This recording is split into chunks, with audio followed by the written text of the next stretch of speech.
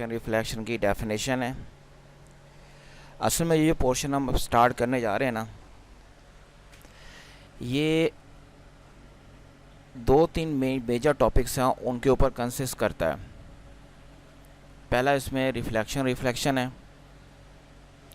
Number 2 पे interference, diffraction, polarisation और laser का एक आर्टिकल है। अब ये जो 3-4 टॉपिक मैंने आपको बताए हैं, इसके बाद इनके सब टॉपिक्स हैं। इन सब को प्रिपेयर करने के बाद आपका एन अदर क्वेश्चन कंप्लीट हो जाता है पेपर ए का। इसलिए मैंने इसका नाम ऑप्टिक्स का दिया हुआ है। और इसमें जितने भी हम टॉपिक्स पढ़ेंगे वो ऑप्टिक्स से कंसर्निंग एक क्वेश्चन आपका होगा। जहाँ तक रिफ्लेक्शन और रिफ्रैक्शन की डेफिनेशन का ताल्लुक है, बहुत सिंपल है। रे ऑफ लाइट जब मूव करती है एक मीडियम में या अनदर मीडियम से स्ट्राइक करती है, बाउंस बैक होती है इनटू द सेम मीडियम। जैसी वो बाउंस बैक होगी, इसको हम रिफ्लेक्शन का नाम देंगे। और यहाँ पर लॉज ऑफ रिफ्लेक्शन ये आते हैं। लॉज ऑफ रिफ्लेक्शन 2 हैं। नंबर 1, जब भी कोई लाइट रे रिफ्लेक्ट होती है किसी मीडियम से, तो अब आपको डायग्राम नज़र आ रही होगी। ये आपकी इंसिडेंट रे है, ये रिफ्लेक्टेड रे है, और यहाँ पे अगर आप परपेंडिकुलर ड्रॉप करें, एंगल ऑफ इंसिडेंस और ये एंगल ऑफ रिफ्लेक्शन, दोनों एंगल आपस में इक्वल होते हैं। और ये पूरा जो फिगर है एक ही प्लेन के ऊपर लाई करती है। ये आपके लॉज हैं। लॉज एज सच ही बस स्टेटमेंट के हवाले से आपको आने चाहिए, लेकिन जो नोट्स आपके साथ शेयर होंगे उसमें ये पूरा इनका प्रूफ भी मौजूद है। हमें भी ज़रूरत नहीं करने की, क्योंकि अभी तक आपके पेपर में प्रूफ का कोई क्वेश्चन आया नहीं है। एनीवे, आप खुशकिस्मत होंगे अगर ना आए। ठीक है जी। अच्छा, इसी तरह रिफ्रैक्शन, जब लाइट एक मीडियम से दूसरे मीडियम में एंटर होती है, ये अगर एक लाइन है जो एक मीडियम को दूसरे मीडियम से अलग कर रही है, ये रेयर मीडियम है, यानी जिसकी डेंसिटी कम है, और ये डेंसर है। तो रे ऑफ लाइट जब किसी पॉइंट पर मीडियम से मीट करेगी और अगले मीडियम में एंटर होगी, तो डेंसर में जाते हुए असल पाथ से हट जाती है। डेंसर में जाते हुए टूवर्ड्स नॉर्मल, रेयर में आते हुए अवे फ्रॉम नॉर्मल। इसको कहते हैं रिफ्रैक्शन या ट्रांसमिशन। अब यहाँ भी आपके पास लॉज हैं, लॉज ऑफ रिफ्रैक्शन। एक तो स्नेल लॉ है कि साइन थीटा आई और साइन थीटा आर, इनकी जो रेशो है ये रिफ्रैक्टिव इंडेक्स। ठीक है, इसको स्नेल्स लॉ के हवाले से भी लिखते हैं हम, n1 sine theta 1, n2 sine theta 2। अब इसमें से अगर आप एक मीडियम एयर ले लें, दूसरा वाटर या गिलास ले लें, तो याद रखिएगा एयर का रिफ्रैक्टिव इंडेक्स हम 1 लेते हैं, और बाकियों का 1 के अलावा जो भी आंसर आएगा। दूसरा इसमें वही है लॉ जो हम ऊपर पढ़ा था कि ये जो आपके पास है इंसिडेंट रिफ्लेक्टिव रे, ये सारा एक ही प्लेन के अंदर होगा।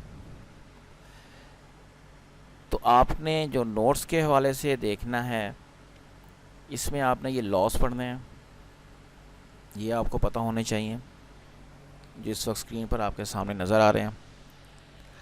फिर ये ग्राफ है ऑब्जेक्टिव के हवाले से कि जब आपका इंडेक्स ऑफ रिफ्रैक्शन इंक्रीज करते जाएंगे आप तो आपकी जो वेव लेंथ है डिक्रीज करती जाती है। मतलब जब आपकी लाइट एक मीडियम से दूसरे मीडियम में एंटर होती है तो एक बात आप याद रखेंगे हमेशा कि डेंसर मीडियम में जाने पर वेवलेंथ डिक्रीज करती है रेयर मीडियम से डेंसर में। फ्रीक्वेंसी पे कोई फर्क नहीं पड़ता। वेवलेंथ के डिक्रीज होने की वजह से वेलोसिटी डिक्रीज करती है लाइट की डेंसर मीडियम में। फ्रीक्वेंसी क्यों नहीं चेंज होती? क्योंकि वो सोर्स की कैरेक्टरिस्टिक है जिसने लाइट प्रोड्यूस किया है। यानी मैं रेड लाइट का सोर्स यूज कर रहा हूं तो उसकी फ्रीक्वेंसी कम होगी, लेकिन अगर मैं यूज कर रहा हूं ब्लू लाइट का सोर्स तो उसकी फ्रीक्वेंसी ज्यादा होगी। तो वो सोर्स पे डिपेंड करती है फ्रीक्वेंसी। जो आपका मीडियम चेंज करने पर वेलोसिटी ऑफ लाइट पे फर्क पड़ता है वो असल में वेवलेंथ का फर्क है।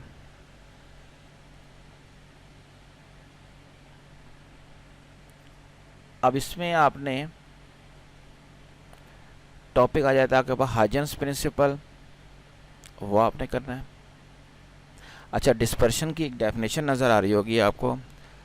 जब लाइट एक मीडियम से दूसरे मीडियम में एंटर होती है तो कंपोनेंट कलर में ब्रेक कर जाती है, इसे कहते हैं डिस्पर्शन। हाइजेंस प्रिंसिपल ये क्या है? हाइजेंस प्रिंसिपल वेव थ्योरी से मुतल्लिका दो आपके पोस्टुलेट्स हैं, जिसमें से पहले पोस्टुलेट के मुताबिक जब आपकी लाइट अपने सोर्स से बाहर आती है तो उसका जो वेव फ्रंट है स्फेरिकल होता है, क्लोज टू द सोर्स। अब ये जो आपका स्फेरिकल वेव फ्रंट है ये किसी भी पॉइंट पर खुद सोर्स बन सकता है, यानी सेकेंडरी सोर्स।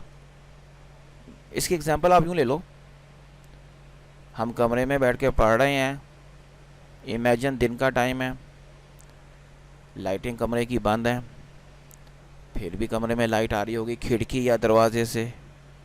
तो खिड़की या दरवाजे पे जो सनलाइट पड़ रही है वो सन नहीं है, वो सन का वेव फ्रंट है, सनलाइट का वेव फ्रंट है जो खिड़की दरवाजे पे पड़ रहा है। वेव फ्रंट उन पॉइंट्स के कलेक्शन को कहते हैं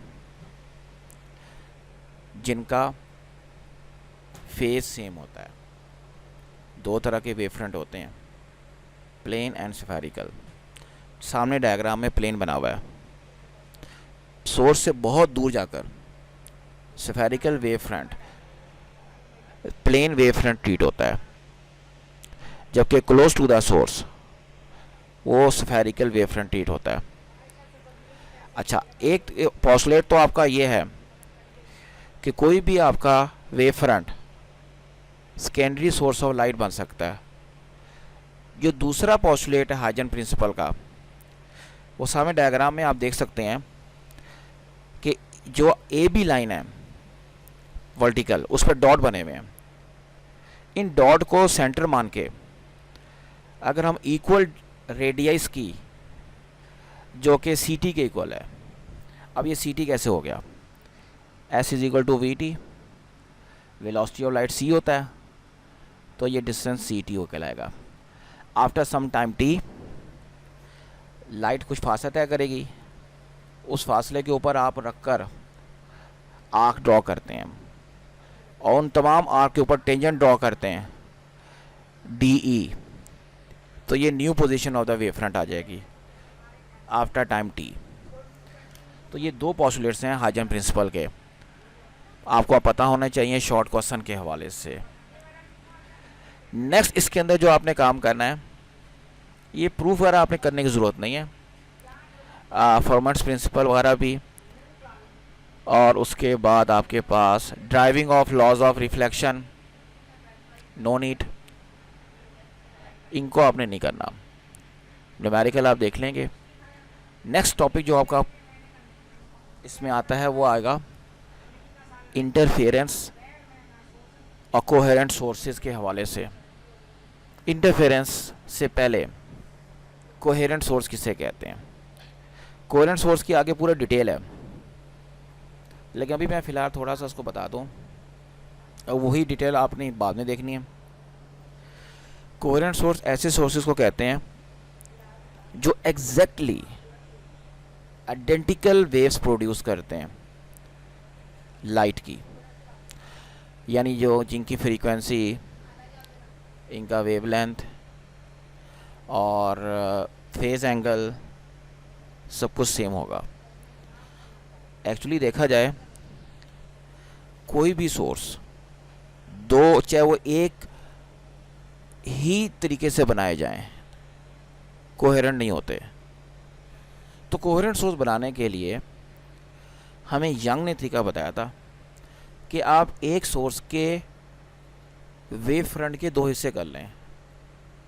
यंग एक्सपेरिमेंट आपके जहन में आ जाना चाहिए कि एक सोर्स होता है, उसको सामने स्क्रीन पे फाल कराते हैं, वहाँ से दो स्लिट्स निकालते हैं, उससे जनाब दो सोर्स बन जाते हैं। क्योंकि वो एक ही सोर्स से दो सोर्स ड्राइव किए जाते हैं, तो हर लिहाज से एक जैसे होते हैं, कोहेरेंट होते हैं।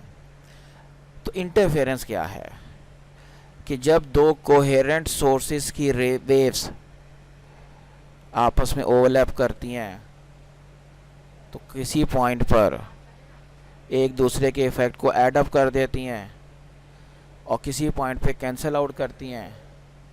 जहाँ ऐड अप करती हैं वहाँ पे ब्राइट बैंड बनता है, यानी पट्टी कलर की। अब ये बात तो बताने वाली नहीं, आपको इतना तो पता ही है।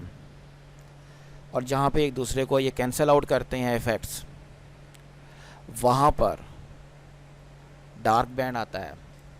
जहाँ ब्राइट बैंड आता है वहाँ बनती है कंस्ट्रक्टिव इंटरफेरेंस, और जहाँ डार्क बैंड आता है वहाँ आती है डिस्ट्रक्टिव इंटरफेरेंस।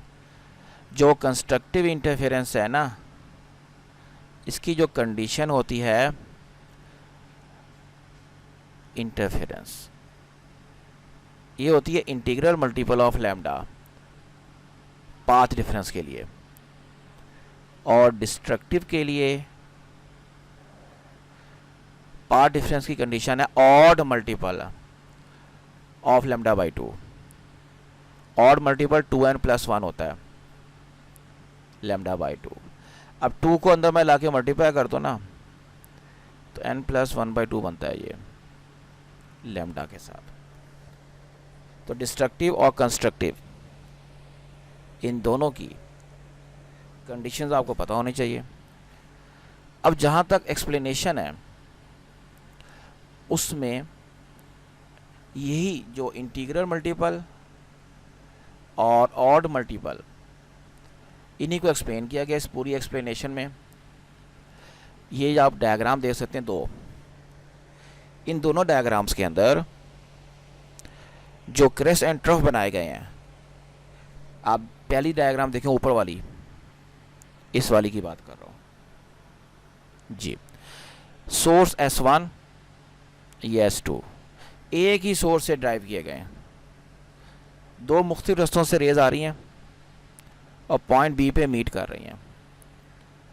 अब आप अगर यहाँ पर लैम्डा कैलकुलेट करें, तो यहाँ लैम्डा 7 लैम्डा है, इधर 9 लैम्डा है, तो 2 लैम्डा का फ़र्क है। कंस्ट्रक्टिव इंटरफेरेंस होनी चाहिए। इधर 9.75 7.25, इनका भी डिफरेंस निकाल लें, 2.5 आता है, यानी कि ऑड मल्टीपल आ रहा है। 0.5 जब भी लगेगा ना, वो 1/2 लैम्डा को शो करेगा। तो अगर ये डिटेल क्वेश्चन आए, तो आपको डिटेल में फिर ये इन दोनों डायग्राम्स को लेकर कंस्ट्रक्टिव और डिस्ट्रक्टिव को एक्सप्लेन करना है। इससे पहले फर्स्ट ईयर में तो आप सिर्फ डेफिनेशन पढ़ते थे, कंडीशंस पढ़ते थे और एक एग्जांपल पढ़ के काम ख़त्म करते थे। अब आपको उसको बाकायदा एक्सप्लेन करना पड़ेगा कि ऑड मल्टीपल का मतलब क्या है और इंटीग्रल मल्टीपल का मतलब क्या है। अच्छा, नेक्स्ट इसके अंदर आता है आपके पास coherent sources. Double slit experiment है पहले, यंग्स डबल स्लिट एक्सपेरिमेंट। ये वही एक्सपेरिमेंट है जो आप लोगों ने फर्स्ट ईयर में कर रखा है, सीम्ड एंड सब चीज़ें हैं। अलबत्ता इसके अंदर जो कैलकुलेशन है ज़रा कॉम्पैक्ट फॉर्म में है। मैं आपके साथ कैलकुलेशन शेयर कर दूंगा इसकी, तो वो आप में से कोई एक आता मुझे याद कराएगा। अच्छा जी, ये है जी आपके पास वो डायग्राम। सोर्स है, लाइट आ रही है, यहाँ पर ये दो स्लिट्स हैं जिससे ये दो सोर्स बन जाते हैं। यहाँ से लाइट्स निकलती हैं दो अलग अलग और उसके बाद वो आपस में इंटरफेयर करती हैं, तो इधर स्क्रीन के ऊपर इंटरफेरेंस पैटर्न मिलता है। अब इस चीज़ को हमने बाकायदा मैथमेटिकली एनालिसिस करना है इसका। अब जो पैटर्न मिलता है वो आप यहाँ देख सकते हैं, ब्राइट और डार्क बैंड मिलते हैं यूनिफॉर्म थिकनेस के, शार्प एज होते हैं। ब्राइट बैंड का मतलब कंस्ट्रक्टिव इंटरफेरेंस यानी कि इंटीग्रल मल्टीपल ऑफ लैम्डा जो ऊपर देख के आए अभी, और डार्क का मतलब डिस्ट्रक्टिव इंटरफेरेंस जिसका मतलब होता है odd multiple of lambda by 2। हमने इस डायग्राम को इस तरह से स्टडी करना है कि ये आपके पास फर्स्ट स्क्रीन जिसके अंदर दो स्लिट्स हैं S1 S2, ये दो सोर्सेज को शो कर रहे हैं। ये सामने मेन स्क्रीन आ गई, यहाँ से एक लाइट रे निकली और यहाँ जाके पहुँची, एक S2 से आई और इसके साथ मीट कर गई पॉइंट P पर, लेट्स सपोज। अब ये सेंट्रल लाइन है, सेंट्रल लाइन पे जो दो रेज आएंगी S1 S2 से, वो जब भी यहाँ मिलेंगी उनके दरमियान कोई पाथ डिफरेंस नहीं है, 0 लैम्डा का डिफरेंस। इंटीग्रल मल्टीपल आ गया तो यहाँ हमेशा मैक्सिमा आएगा। मैक्सिमा का मतलब ब्राइट बैंड। अब अल्टरनेटिवली ऊपर भी और नीचे भी मिनिमा मैक्सिमा चलेगा। अब ये रे R1 है, ये रे R2 है, S1 S2 का फासला स्मॉल d है। अगर आप इस सेंट्रल लाइन को P से ज्वाइन करते हैं डॉटेड में, तो ये एंगल थीटा, और S1 से परपेंडिकुलर ड्रॉ करते हैं R2 पर, तो ये जो डिस्टेंस निकला है d साइन थीटा बनता है। ये एंगल भी थीटा होगा, ये कहलाता है पाथ डिफरेंस। अब ये d साइन थीटा मैक्सिमा में m लैम्डा के बराबर और मिनिमा में d sine theta m plus 1/2 lambda के बराबर होगा। ये लिखा हुआ है, और m की वैल्यू मिनिमा में 0 से शुरू हो रही है, 0 फर्स्ट मिनिमा, याद रखिएगा। जबकि मैक्सिमा की कैलकुलेशन और डायग्राम ये बनी हुई हैं और ये मैक्सिमा है। तो पहले आपने पाथ डिफरेंस की कैलकुलेशंस करनी है। पाथ डिफरेंस निकालने के बाद ये जहाँ पॉइंट P पे इंटरफेरेंस हो रही है, इसका डिस्टेंस ये वाला सेंट्रल मैक्सिमा से y m ये कैलकुलेट करना है। ब्राइट के लिए अलग, डार्क के लिए अलग। बड़ा सिंपल है काम करना। ये जो आपको ट्रायंगल नज़र आ रही है इसे मैं हाईलाइट कर रहा हूँ, दिस वन, और बाकी ये डॉटेड में है, मैं भी इसको डॉटेड ही हाईलाइट कर देता हूँ, ये वाली, यानी ये चीज़ इस डायग्राम में ये डी बेस है, यहाँ से यहाँ तक, y परपेंडिकुलर है, तो perpendicular over base tangent theta होता है, तो Y M over D. Small angle के लिए टेंजेंट थीटा साइन थीटा के इक्वलेंट, जब थीटा अप्रोचेस टू 0 होगा तो यहाँ आ जाएगा sine theta, Y M over D. अब ब्राइट बैंड के लिए काम कर रहे हैं, मैक्सिमा के लिए यहाँ कर देते हैं, मिनिमा के लिए यहाँ। मैक्सिमा के लिए D sine theta M lambda है, साइन थीटा आ जाएगा, बल्कि साइन थीटा की वैल्यू उधर से इधर पुटअप करो, ये ज़्यादा बेटर रहेगा। 2-3 तरीके करने हैं कि आपकी मर्ज़ी है, वैल्यू पुटअप करो या कंपेयर करो, और यहाँ से Y M lambda capital D over small D,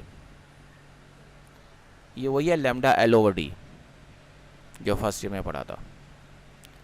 यहाँ पे करेंगे D sine theta M plus 1/2 lambda होता है, यहाँ साइन थीटा की वैल्यू पुटअप करें, Y M over D M plus 1/2 lambda, Y M is equal to M plus 1/2 lambda D over D. तो ये दोनों कैलकुलेशन हो गई ब्राइट या डार्क बैंड के डिस्टेंस की फ्रॉम सेंट्रल मैक्सिमा। अगली चीज़ हमने सेपरेशन निकालनी है एडजेसेंट मैक्सिमा की। तो मैक्सिमा का फॉर्मूला आपके पास ये लिखा हुआ है, जिसको टिक कर रहा हूँ, पहला फॉर्मूला जो ड्राइव किया था, ये mth मैक्सिमा है। नेक्स्ट क्या होगा, y m+1, तो यहाँ m+1 लगा दो। अब नेक्स्ट में से प्रीवियस वन माइनस करो, तो दरमियान में आता है डार्क बैंड। डार्क बैंड की थिकनेस या separation between two adjacent maxima lambda D over D आएगी। ये माइनस का स्टेप यहाँ हुआ है इक्वेशन 13 और 14 के सेंटर में, तो ये आप देख लेंगे। अगर आप डार्क के लिए करना चाहें तो वहाँ भी नेक्स्ट में +1 कर दें, नेक्स्ट में से प्रीवियस वन को माइनस करें, यही आंसर आएगा। यहाँ से हम साबित कर सकते हैं मैक्सिमा और मिनिमा की थिकनेस बराबर होती है। ठीक है, ये चीज़ हो गई। ये यंग डबल स्लिट एक्सपेरिमेंट का पूरा टॉपिक है आपका। उसके बाद ये कोहेरेंट सोर्स, बहुत दफ़ा सवाल आया हुआ है। यंग डबल स्लिट एक्सपेरिमेंट भी आया हुआ है, ये याद रखिएगा कि यंग डबल स्लिट एक्सपेरिमेंट ये भी आके पेपर में आया हुआ है बहुत दफ़ा। और कोहेरेंट सोर्स का सवाल नीचे फुट नोट में आया हुआ है। बाकी कोहेरेंट सोर्सेज के मुतालिक मैं बता तो दिया है कि कैसे बनते हैं और क्या होते हैं, जैसे इसको पढ़िएगा याद कीजिएगा। ठीक है, उसके बाद है topic interference from thin films. Thin film, oil की फिल्म या सोप की film on water thin film कहलाती है। इस थिन फिल्म की 2 लेयर्स होती हैं, एक अपर एक लोअर। तो लाइट जब इस पर पड़ती है तो एक हिस्सा उसका अपर सरफेस से रिफ्लेक्ट होता है और एक लोअर से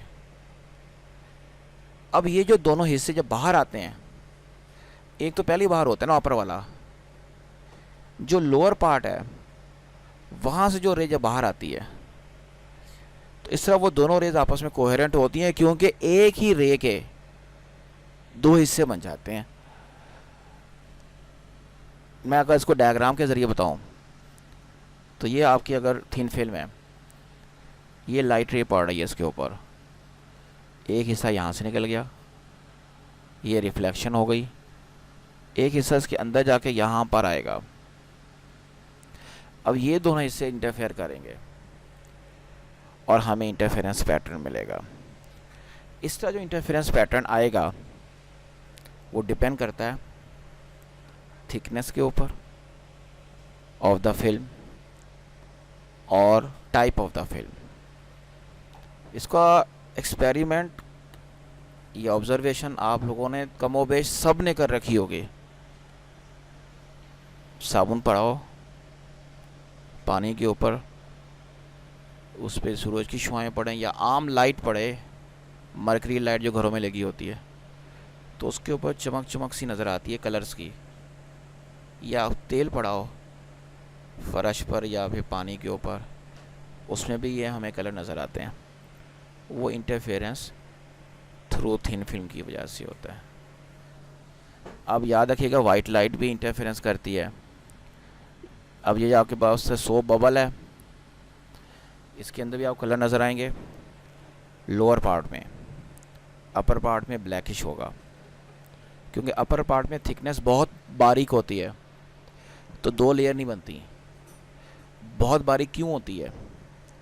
ग्रेविटी, वज़न की वजह से सोप ज़्यादातर नीचे होता है, तो नीचे जो रिंग होता है ना, वो जिस तरह बच्चों में आप बबल बनाते थे, वो क्या या सोप के बबल बनते थे तार के ज़रिए, तो उसमें एक लेयर तार के एक तरफ एक पल्ली तरफ, लेकिन वो वेट की वजह से सोप नीचे ज़्यादा होता है ऊपर कम होता है, जिसकी वजह से ऊपर थिकनेस ना होने के बराबर, और इसी वजह से आपका जो ऊपर का कलर है वो ब्लैकिश होता है। नेक्स्ट इसके अंदर ये डायग्राम है और ये तो मैंने बता दिया आपको। अब हमने जो इसकी इक्वेशन बनानी है उस तरफ आए ज़रा। ये इक्वेशन नंबर 19 पे फोकस करें। आपके पास ये दो लेयर्स हैं, इनके दरमियान डिस्टेंस फर्स्ट कर लें d है, तो एक रे यहाँ से गई, एक नीचे से आई, इसका मतलब ये हो गया पाथ डिफरेंस एक तो 2d बन गया। अब ये रे जब पहली रे जो आ रही है आपके पास, जब ये रिफ्लेक्ट होती है तो इसके पाथ डिफरेंस में 1/2 लैम्डा का फ़र्क पड़ता है। ये सिंपल सी बात है कि जब एक वेव किसी रेयर मीडियम में ट्रैवल करते हुए डेंसर से स्ट्राइक करके रिफ्लेक्ट होती है तो उसके पाथ में 180 डिग्री का फ़र्क पड़ता है। 180 डिग्री का मतलब λ/2। ये तो आपके पास ये चीज़ आ गई है। जो दूसरी है आपके पास, ये चूंकि डबल रिफ्लेक्शन, एक बार नीचे से रिफ्लेक्शन हुई है, ठीक है, एक बार यहाँ से इंटर हुई है ये, और यहाँ से इमर्ज हो रही है, इमर्ज हुई है बाहर। तो बाज़ लोग कहते हैं कि पाथ डिफरेंस λ/2 पहला, λ/2 दूसरा, आपस में बैलेंस हो गए, लेकिन बाज़ लोग इस कैलकुलेशन को शामिल करते हैं, लेकिन हम आमतौर पर इसको इन दो कैलकुलेशन तक महदूद रखेंगे। इसलिए हमारा नेट पाथ डिफरेंस मैक्सिमा और मिनिमा का, ये मैक्सिमा का आ गया m लैम्डा, और ये ऑड मल्टीपल लैम्डा के हिसाब से मिनिमा का। तो यहाँ तक आपका काम है आज का। कल इंशाल्लाह हम इसमें करेंगे न्यूटन रिंग का टॉपिक है।